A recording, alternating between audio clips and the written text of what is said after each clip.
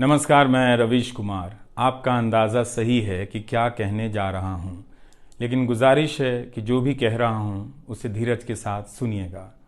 भारत की पत्रकारिता में स्वर्ण युग तो कभी था भी नहीं, लेकिन आज के दौर की तरह भस्म युग भी नहीं था। भस्म युग से मेरा मतलब है जहाँ इस पेशे की हर अच्छी बात तेज़ गति से भस्म की जा रही हो। यह दिन भी आना ही था। इस देश में अलग अलग नाम वाले अनेक चैनल हो गए हैं, मगर सब हैं तो गोदी मीडिया ही। उसका परिवेश, उसका इकोसिस्टम, पत्रकारिता का और माहौल सब खत्म कर दिया गया है। मगर पत्रकारिता करने और कराने का दावा भी सब कर रहे हैं। खासकर वो भी कर रहे हैं जो उसी सत्ता का हिस्सा माने जाते हैं, उसी के रूप में देखे जाते हैं, जिसकी ताकत से हर दिन पत्रकारिता इस देश में कुचली जा रही है। जब वो कहे कि वह उच्च स्तरीय पत्रकारिता करना चाहता है, तब ऐसा दावा करने वालों को जरा संदेह की निगाह से देखिए। गोदी मीडिया और सरकार भी पत्रकारिता का अपना मतलब आपके ऊपर थोपना चाहती है। अगर इसका मतलब किसी भी रूप में वही है, तब आप एक बार फिर से झांसे में आने वाले हैं। इस वक्त अपने संस्थान को लेकर कुछ खास नहीं कहना चाहता, क्योंकि भावुकता में आप तटस्थ नहीं होते, ऑब्जेक्टिव नहीं हो सकते हैं। एनडीटीवी में 26-27 साल गुजारे हैं। इतनी लंबी यात्रा के अपने उतार चढ़ाव भी हैं। अनेक साथी, वरिष्ठ, कनिष्ठ सब शामिल हैं। कितने लोगों ने साथ दिया है। इन अनुभवों के बारे में कभी भी वस्तुनिष्ठ तरीके से नहीं बोला जा सकता, और आज के दिन तो बिल्कुल नहीं, क्योंकि कई बार तथ्यों के साथ भावनाएं मिल जाती हैं और भावनाओं के तूफान में बहुत सारे तथ्य छूट जाते हैं। बेहतर है कि इसे संक्षिप्त ही रहने दिया जाए। जो आदरणीय शख्स हैं उन्हें मैं याद कर ही रहा हूँ। काफ़ी सारी शानदार यादें हैं एनडीटीवी में, अब दोस्तों के बीच सुनने सुनाने के काम आएंगी। आज के दिन किसी एक व्यक्ति का नाम लेना मुश्किल हो रहा है, तब जब आपके पेशेवर जीवन में अनेक लोगों का हाथ हो, कैसे एक का नाम ले सकते हैं। मैं जानता हूं कि पूर्व सहयोगी, मौजूदा सहयोगी सब मुझ में अपना हिस्सा देखते हैं, और वो सही भी है। मुझे सभी से कुछ ना कुछ मिला है। मैं सबका ही आभारी हूं। इसलिए एक का जिक्र कर बाकी को छोड़कर आप न्याय नहीं कर सकते, खासकर ऐसे दिन। वैसे भी इस वक्त तो हर चेहरा ही अच्छा नजर आ रहा है, क्योंकि सबने मेरे अनुभवों को, मेरे जीवन को समृद्ध किया है। बेटी विदा होती है तो वो दूर तक पीछे मुड़कर मायके को देखती रहती है। मैं इसी स्थिति में हूँ। अभी मुड़कर देख लेने दीजिए, फिर कभी विस्तार से एनडीटीवी की बात करूँगा, लोगों के बारे में और एनडीटीवी के बारे में, डॉक्टर रॉय, राधिका रॉय के बारे में भी। मैं कई लोगों की प्रतिक्रियाएं पढ़ रहा था। बहुत सी बातें तो मुझे आज ही पता चली। हैरानी हुई कि हर किसी के पास एनडीटीवी का एक अलग ही किस्सा है। वाकई उन 27 वर्षों के बारे में ठहर कर और संभल कर बात करने की ज़रूरत है। एनडीटीवी ने एक चीज़ सिखाई कि टीवी में और टीवी का एक ही मतलब होता है, टीम। एंकरों के स्टार बनाए जाने के बाद यह धारणा टूट गई, मगर आज भी टीवी के बुनियाद में यही है कि जितनी अच्छी टीम होगी उतना अच्छा काम होगा। अभी इस बात को यहीं रहने देता हूं, कभी किसी और वक्त के लिए, तब जब आप भावुक ना हों, तब जब मैं भावुक ना हूं कि एनडीटीवी छूट रहा है। अगस्त 1996 में एनडीटीवी से औपचारिक रूप से जुड़ा था। अगस्त 1996 में ट्रांसलेटर के रूप में, अनुवादक के रूप में। लेकिन उसके पहले कई महीनों तक मैं यहाँ चिट्ठियाँ छांटता रहा। बोरे में चिट्ठियाँ आती थीं और मेरे पास रख दी जाती थीं। तब दर्शक पोस्ट बॉक्स में चिट्ठियाँ भेजा करते थे। देश भर से दर्शक अपने हाथों से अलग अलग कार्यक्रमों के एंकरों को लिखा करते थे। इन्हें पढ़ते हुए मैंने टीवी के कार्यक्रमों के आसपास दर्शकों को बनता देख रहा था। मेरा काम था उनकी बारीक नज़र से लिखी गई चिट्ठियों पर रिपोर्ट बनाना और एंकरों या कार्यक्रम के प्रोड्यूसर को सौंप देना। दिहाड़ी का काम था, उसी के हिसाब से मजदूरी मिलती थी, पैसे मिलते थे। मेरी जिंदगी में यह काम आज भी जारी है। आज भी आप मुझे सैकड़ों की संख्या में मैसेज लिखते हैं, हाथ से लिखी चिट्ठियां भी आती हैं, बहुत अच्छी लिखावट में। मैं ज़्यादातर मैसेज पढ़ता भी हूँ और सभी के नहीं तो बहुतों के जवाब देने की कोशिश करता हूँ। कई बार तो अपनी निराशा भी आपसे साझा कर देता हूँ। मैं आपके बीच आकर अपने मन का भाव नहीं छिपाता, क्योंकि मैं आपके बीच बताने के लिए आता हूँ। अगर खुद को ही छिपाने लगा तो वो पूरा बताना नहीं होता है। मुझे तो लगता है कि कई हजार दर्शकों के पास मेरे लिखे हुए जवाब होंगे। उंगलियों में दर्द रहने के कारण इन दिनों जवाब देना कम कर दिया है।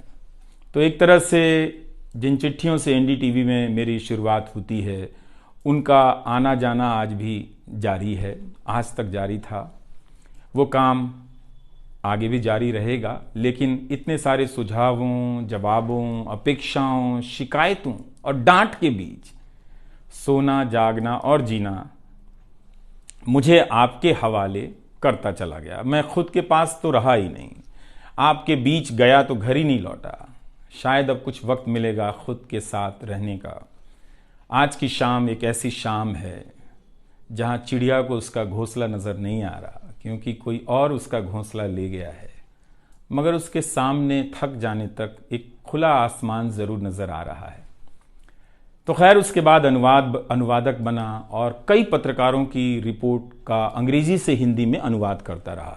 इसके बाद मैं रिपोर्टर बन गया और फिर मेरी दैनिक रिपोर्ट की अलग यात्रा शुरू होती है। रवीश की रिपोर्ट से काफ़ी कुछ सीखने को मिला। तो इस तरह से यह एनडीटीवी में ही संभव हुआ कि एक चिट्ठी छांटने वाला इसके एक चैनल का ग्रुप एडिटर, समूह संपादक बनता है और आज उसे छोड़ रहा है, इस्तीफा दे रहा है। बहुत बड़ी बड़ी शक्तियां पीछे खड़ी हैं इस एक पत्रकार के पीछे। तो स्वाभाविक है कि ये नौबत आनी थी, इसका अंदाज़ा मुझे पहले भी था। लेकिन जिस दिन आता है उस दिन अच्छा तो नहीं लगता है। लेकिन मैं आपसे यह भी कहना चाहता हूं कि जब भी मेरे बारे में मूल्यांकन करें, इस बात की सहानुभूति मुझसे ना रखें कि मैं चिट्ठी छांटता था। मैं उनकी तरह नहीं हूं कि अचानक चाय बेचने की बात करने लग गया। उतर रहा हूं जहाज से, बात कर रहा हूं चाय बेचने की। सहानुभूति के लिए या फिर अपने संघर्ष को महान बताने के लिए मैं ऐसा नहीं करना चाहता। इस देश में हर किसी का संघर्ष ही पहाड़ चढ़ने के जैसा है। आप एम्स के बाहर मरीज जो खड़े हैं, उनके परिजन जो खड़े हैं, उनसे मिल लीजिए। आपको पता चल जाएगा कि उनकी चुनौतियां कितनी बड़ी हैं और आपका दुख कितना कम है, छोटा है। लेकिन आज के दिन मैं आप सभी के बीच दर्शकों की बात करना चाहता हूं। इस दौर में कुर्सी पर बैठे किरदारों को टूटते हुए देखा, सबने देखा। संस्थाओं को भस्म होते देखा, आपने देखा। नफरती तूफान में लोगों को भटकते देखा, मगर मैंने इसी दौर में एक नई संस्था भी बनते देखी है। वह संस्था है जनता की संस्था, दर्शकों की संस्था। दर्शक ही अपने आप में इंस्टीट्यूशन बन जाते हैं। आप दर्शकों की संख्या भले कम है, मगर आप दर्शकों ने मिलकर जर्जर किए जा रहे इस लोकतंत्र में जनता नाम की संस्था का पौधा सूखने से बचा लिया। एनडीटीवी में मुझे जब भी अवसर मिला, मैंने जान लगा दी। मैंने कभी उन अवसरों को अपने लिए नहीं देखा, बल्कि यही सोचा कि यह अवसर मुझे आप दर्शकों के लिए मिला है, इसलिए उन सभी अवसरों को आप दर्शकों की कहानियों से भरता चला गया और मैं आप दर्शकों का होता चला गया। आपका दावा मुझ पर बहुत बड़ा है, मैं जानता हूं। आप मुझ पर बहुत दावा रखते हैं। मेरे आसपास आप दर्शकों की वजह से एक न्यूज रूम बन गया था, पब्लिक न्यूज रूम, जो दफ्तर के भीतर नहीं, आपके घरों में था, आपके दिमाग में था। दुनिया भर में फैले कितने दर्शकों ने आगे आकर मेरी मदद की है। आपने कभी मुझसे पैसे भी नहीं मांगे, कभी एहसान तक नहीं जताया। विदेशों में मेरे लिए वीडियो रिकॉर्ड किया, रिसर्च किया। मेरा हर कार्यक्रम किसी न किसी दर्शक के सहयोग का उदाहरण है। आप दर्शकों ने मेरी जानकारियों को दुरुस्त किया है, गलती की है तो डांटा भी है और काफी कुछ उसमें जोड़ भी दिया है। कई सारे एक्सपर्ट, कई सारे छात्र, कई सारे प्रवासी भारतीय, स्थानीय भारतीय दर्शक बनने के साथ साथ मेरा साथ दे रहे थे और पत्रकार भी बन रहे थे और इस पेशे के एक छोटे से द्वीप को बचा रहे थे। इस प्रक्रिया को बिखरते देखना, दर्शकों के बनने की प्रक्रिया को बिखरते देखना और फिर से बनते देखना बहुत सुखद अनुभव रहा। आप दर्शकों में से कईयों ने मेरे लिए अलग अलग भाषाओं से अनुवाद तक कर दिया। संसाधनों की हमेशा मेरे पास कमी रही, मगर आप सभी ने मिलकर पूरी कर दी, सिर्फ इसलिए कि प्राइम टाइम में जो भी जाए ठीक से जाए। वो मेरा नहीं, आपका प्राइम टाइम था। कभी खराब शो कर दिया तो आपने अपनी निराशा बताने में कोई संकोच नहीं की। आप वाकई लाजवाब हैं। दर्शक ही मेरे नियमित संपादक हैं, निरंतर संपादक हैं आप दर्शक मेरे। मैं अक्सर कहता हूं कि एक पेड़ में कई बारिशों का पानी होता है। आपके जैसे दर्शकों के होने में ही किसी रवीश कुमार का होना है। आप हर मौसम में बरसात बनकर आ जाते हैं, सूखते पेड़ों को हरा करने आ जाते हैं। आज आपकी बदौलत यूट्यूब पर, ट्विटर पर कितने ही पत्रकार खड़े हो गए। आप उन सभी के पीछे खड़े हैं। आज कई वेबसाइट हैं जिन्हें आप सब्सक्रिप्शन के बहाने आर्थिक मदद देते हैं। जब लोकतंत्र में एक भी संस्था नजर नहीं आ रही थी, अदालतें कमजोर नजर आ रही थी, आ रही हैं, आप दर्शक नजर आ रहे थे। आज के दौर में आप ही पत्रकारिता के सबसे बड़े संस्थान हैं। पत्रकारिता अब संस्थानों में नहीं बची है, आप जैसे दर्शकों के बीच बची हुई है, जिनकी मदद से आज पत्रकार सवाल पूछ रहे हैं। यही आपका इस वक्त में सबसे बड़ा योगदान है। हो सकता है कि कोई जनता की आवाज को पूरी तरह कुचल दे, उसकी आवाज पर धार्मिक नफरतों की आंधी धूल को भर दे, ढक दे, लोकतंत्र को मिटा दे, मगर आप दर्शकों का होना हौसला देता है कि लोकतंत्र भले खत्म हो जाए, मगर उसकी चाहत कभी खत्म नहीं होगी, क्योंकि आप जैसे दर्शक अपनी जवाबदेही को, जिम्मेदारियों को बहुत खूब समझते हैं। इस मुश्किल वक्त में आपने एक पत्रकार पर भरोसा किया, उसे कितना प्यार दिया। कई बुजुर्ग माओं ने मेरे बाल सहला दिए, गाल छू लिए, तो किसी ने मेरे गमले में गुलाब के फूल लगा दिए, किसी ने चने का सत्तू भेज दिया कि मेरी सेहत ना खराब हो, किसी ने शहद भेज दी, किसी ने धूप में खड़े देखा तो सर पर गमछा तान दिया और छाता खोल दिया, किसी ने जेब में कलम रख दी, महंगी कलम। आज के दिन मैं एनडीटीवी से ज्यादा आप दर्शकों को याद करना चाहता हूं। आपके बिना मैं कुछ नहीं कर पाता। मुझे आप दर्शकों पर नाज है। कई बार लगता है कि मैं संस्था का कम, आप दर्शकों का प्रतिनिधि ज्यादा हूं। मुझे काम करने की आजादी मिली संस्था में, निर्बाध आजादी, और उस आजादी को मैंने हमेशा संभाल कर रखा, क्योंकि आपकी तेज नजर मुझ पर थी। खुद को काफी संभाला कि कुछ गलती ना आ जाए, कुछ मुझसे चूक ना हो और मुझ में अहंकार ना आ जाए और बदले में आजादी चली जाए। मेरे आगे दुनिया बदलती रही, मगर टेस्ट मैच के खिलाड़ी की तरह पिच पर टिका रहा। पर अब किसी ने मैच ही खत्म कर दिया है, उसे T20 में बदल दिया है। जनता को चवन्नी समझने वाले जगत सेठ हर देश में हैं, इस देश में भी हैं। अगर वो दावा करें कि आप तक सही सूचनाएं पहुंचाना चाहते हैं, तो इसका मतलब है कि डॉलर अपनी जेब में रखकर आपकी जेब में चवन्नी डालना चाहते हैं। पत्रकार एक खबर लिख दे तो जगत सेठ मुकदमा कर देते हैं और फिर सत्संग में आकर प्रवचन भी देते हैं कि वे पत्रकारिता का भला चाहते हैं। आप दर्शक इतना तो अपना भला समझते होंगे।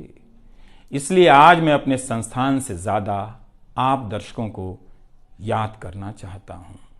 मुझे हमेशा लगता था कि हिंदी का पत्रकार छत क्यों नहीं छुपाता है। ऐसा क्यों है? हिंदी पत्रकारिता के कई श्रेष्ठ संपादकों, पत्रकारों के कार्यों पर निगाह रहती थी। उनकी गहराई हैरान करती थी। फिर भी लगता था कि उनकी बात जमाने तक ठीक से नहीं पहुंची, पेशे के भीतर उन्हें उनकी जगह नहीं दी गई। पत्रकारिता का मतलब अंग्रेजी का पत्रकार होना हो गया। इसके कुछ ठोस कारण भी हैं, उनमें विस्तार से जाने का समय नहीं है। लेकिन तब भी हिंदी के जुझारू पत्रकार आसमान क्यों नहीं छू सकते हैं, यह बात कचोटती रही। इन सब बातों ने मेरे व्यवहार में काफी बदलाव कर दिए। भाषा को संयमित किया, मर्यादित किया, ताकि हिंदी का प्रभाव कम ना हो। बहुत सजगता से अपना काम इस तरह से किया कि लोगों को, देश के किसी भी हिस्से के लोगों को मेरी हिंदी से प्यार हो जाए। मेरी मातृभाषा हिंदी नहीं है, भोजपुरी है। भोजपुरी गांव है मेरे लिए। हिंदी मेरे लिए भाषा का वो शहर है, पहला शहर, जहां मैं गांव से शहर आया था, लेकिन मुझे भारत के हर राज्य के दर्शकों से प्यार मिला है। हिंदी प्रदेशों की कुंठित राजनीति ने हिंदी को हथियार बना दिया। इससे हुआ कुछ नहीं, हिंदी को लेकर कुंठाएं ही बढ़ती चली गईं, किसी का भला नहीं हुआ।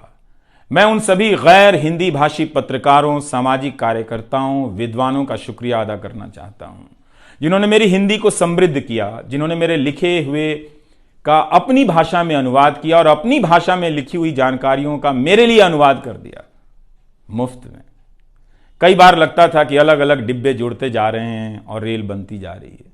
उर्दू, मलयालम, तमिल, कन्नड़ा, पंजाबी, गुजराती, मारवाड़ी, बंगाली, मराठी भाषा के पत्रकारों ने कितना कुछ जोड़ा है।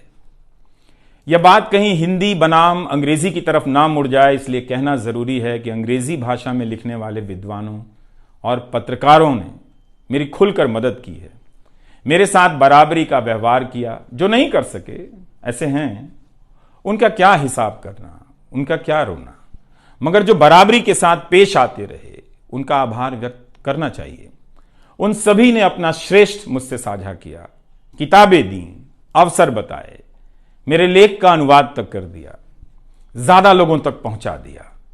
मेरे जीवन में इतिहास के मेरे शिक्षकों का बहुत योगदान है। मेरे शिक्षक मेरी जान है। मैं चाहता हूं कि आप मेरे जरिए मेरे पीछे खड़े अनगिनत लोगों के बारे में जानें, उन्हें भी देखें। और दोस्तों को कौन भूल सकता है, बहुत अच्छे अच्छे दोस्त मिले, कम मिले लेकिन मिले। आप जनता के बीच जाने के तमाम अवसर मेरे लिए बहुत खास हैं। तमाम आंदोलनों को कवर करने गया, आपके बीच जाते ही जो चीज खास नजर आती थी वो है एक पत्रकार के प्रति आपका विश्वास, आपकी समझ। आप लोगों से मैं घिर जाता था। आपके भीतर कितना कुछ बहने लग जाता था, जिसे एक राज्य को सुनना चाहिए, जिसे सुनाने के लिए पत्रकार से अच्छा कोई जरिया नहीं। मुझे आपके बीच आकर हमेशा लगा कि आप सरकार को कैसे देखते हैं, और मैं उस नजर से सरकार को देखने लगा।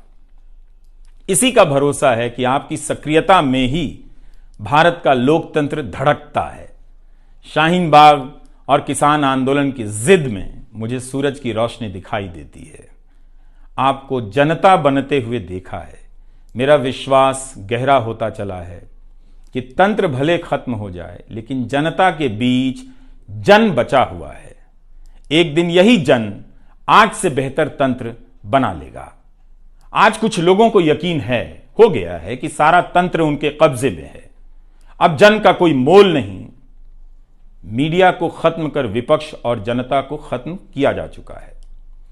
ऐसा सही भी है, मगर यही शाश्वत नहीं है। एक ना एक दिन जब लोग अपनी नफरतों से जर्जर हो जाएंगे, उनकी नफरतें उनके शरीर से दरकने लग जाएंगी, तब उन्हें किसी नई जमीन की तलाश होगी, किसी पत्रकार की याद आएगी। नफरत की गुलामी से बाहर आने का रास्ता आप ही बनाएंगे, आपको ही बनाना है। एनडीटीवी में मैंने लिखना, बोलना सीखा, दिखना सीखा, अच्छे कपड़े पहनना सीखा, टाई पहननी सीखी। बस केवल डांस नहीं आया, क्योंकि काम से वक्त ही नहीं मिला। आप सीख लीजिएगा। आज के दिन मैं अपनी महिला सहयोगियों को खास तौर से याद करना चाहता हूं। काम के प्रति ईमानदारी, टिक कर काम करना और पेशे की नैतिकता की समझ मुझे अपनी महिला सहयोगियों से मिली है, और मैंने उनसे चुरा भी ली है। उनसे मेरी सामाजिक और नैतिक समझ बहुत बेहतर हुई। मेरी इस यात्रा में बहुत सी समझदार औरतें और लड़कियों के अनुभव शामिल हैं। मेरी जीवन साथी का भी, मेरी बेटियों का भी, मेरे सास ससुर ने बहुत साथ दिया ताकि मैं बाहर जाकर रिपोर्ट कर सकूं। मेरी माँ, मेरी भाभी, मेरे परिवार के सदस्यों ने भी ठठेरे की तरह सब ने पीट पीट कर पीतल से बर्तन बना दिया। यह मैं इसलिए भी रेखांकित कर रहा हूं कि पत्रकारिता के पेशे में मर्द ही नहीं, मर्दवादियों का कब्जा है। उनकी आक्रामकता के बीच कई बार दम घुटता था। इतनी आक्रामकता के बीच आप रचनात्मक हो ही नहीं सकते, संवेदनशीलता आ ही नहीं सकती। इस पेशे में तमाम महिला सहयोगियों ने मुझे मर्दों की आक्रामकता से बचा लिया। अगर आप इस पेशे में आ रहे हैं, विद्यार्थी हैं, तो हमेशा अपनी महिला सहयोगियों के साथ सलीके से पेश आइए, उनकी काबिलियत को स्वीकार कीजिए, तारीफ कीजिए। प्राइम टाइम के वक्त अक्सर कहा करता था, मुझे काम करने दो, 9 तो 9 बजे ही बजते हैं। सुबह उठते ही मेरे दिमाग में रात के 9 बजने लग जाते थे। मैं टाइप करने लग जाता था, रोज 5000, 6000, 7000 शब्दों की टाइपिंग। अब शायद 9 ना बजे, प्राइम टाइम ना हो। मुझे पता नहीं है कि अब 9 बजे क्या करूंगा। मुझे टीवी से बहुत प्यार है, इस माध्यम से दिल लग गया था, शायद इसी वजह से दिल टूट रहा है। वो लाल माइक याद आता रहेगा। अब वो लाल माइक नहीं होगा। मैं जानता हूं कि आप दर्शकों की आदतों में मैं शामिल हो गया हूं। आप काफ़ी तकलीफ में थे कि मेरा क्या होगा, मैं क्या करूंगा, मैं प्राइम टाइम क्यों नहीं कर रहा हूं। मुझे लगा कि चुपचाप किनारे हो जाना चाहिए। धीरे धीरे मेरे नहीं होने की आदत आपको डाल देनी चाहिए। इसलिए कई दिनों से प्राइम टाइम नहीं कर रहा था, ताकि आप मुझे कुछ भूल सकें। मगर आप हैं, मानते ही नहीं। हर रात 9 बजे के बाद मैसेज करने लग जाते हैं कि कहाँ हो, बीमार तो नहीं हो, सब ठीक तो है, एनडीटीवी में क्या चल रहा है, आप अच्छे हैं। तो भारत का मीडिया स्पेस बदल चुका है। उन हजारों युवाओं की सोचिए जो पढ़ाई पत्रकारिता की कर रहे हैं, लाखों रुपए लगा रहे हैं, मगर उन्हें काम दलाली का करना पड़ेगा, क्योंकि इसके लिए अब कोई सांस्थानिक जगह नहीं बची है। इसी के बीच जो आने वाले पत्रकार हैं, जो इस वक्त पत्रकार हैं, सभी को जूझना है। कोई घुट रहा है तो कोई इस पेशे को छोड़ रहा है। कई लोग कहते हैं कि नौकरी की मजबूरी के अलावा पत्रकार बनने की कोई दूसरी शर्त नजर नहीं आती, कोई उत्साह नहीं है। यहां तो जस्टिस तक कह रहे हैं कि जमानत देने पर जजों को टारगेट किए जाने का डर लगता है। जब जज को ही डर लगता है, तब फिर इस दौर में यह बोलना भी गुनाह है कि मुझे डर नहीं लगता है। एक डरा हुआ पत्रकार मरा हुआ नागरिक पैदा करता है। इसलिए बोला कीजिए कि हमें डर नहीं लगता है। आप उस देश के नागरिक हैं जिसने नंगे पांव ब्रिटिश साम्राज्य को घुटने पर झुका दिया। कोई कारण नहीं कि मैं आप पर भरोसा ना करूं कि एक दिन आप गोदी मीडिया की इस गुलामी से बाहर आएंगे। आप हमेशा इस गुलामी में नहीं रह सकते। इसकी गुलामी से आपको लड़ना ही पड़ेगा। यह सबकी लड़ाई है। इस लड़ाई के बिना आप दुनिया में सर उठाकर नहीं चल सकते। आपकी यही पहचान होगी कि आजाद देश के गोदी मीडिया के गुलाम हैं। इसके खतरे की गंभीरता को समझिए।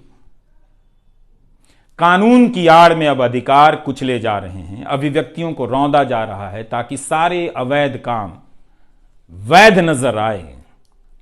इस समय मेरे रास्ते निश्चित नहीं हैं, निश्चित हैं तो सिर्फ हौसला है। उसका भी क्या भरोसा, कभी आसमान में होता है, कभी पाताल में। एक YouTube चैनल बनाया है रवीश कुमार ऑफिशियल, और फेसबुक पेज भी है रवीश का पेज। इसे सब्सक्राइब कीजिएगा। अब मैं YouTube पर ही नज़र आऊँगा, एनडीटीवी इंडिया पर नहीं। किसी संस्था के साथ मर्यादाएं बहुत अलग होती हैं, फ्रीलांस और आज़ाद जीवन की अलग। लेकिन इस बार परिवार के साथ थोड़ा वक्त बिताना चाहता हूँ, जीना चाहता हूँ। मैंने इस्तीफ़ा दे दिया है। नमस्कार, मैं रवीश कुमार अब आपको उस चैनल पर सुनाई नहीं देगा। नमस्कार, मैं रवीश कुमार।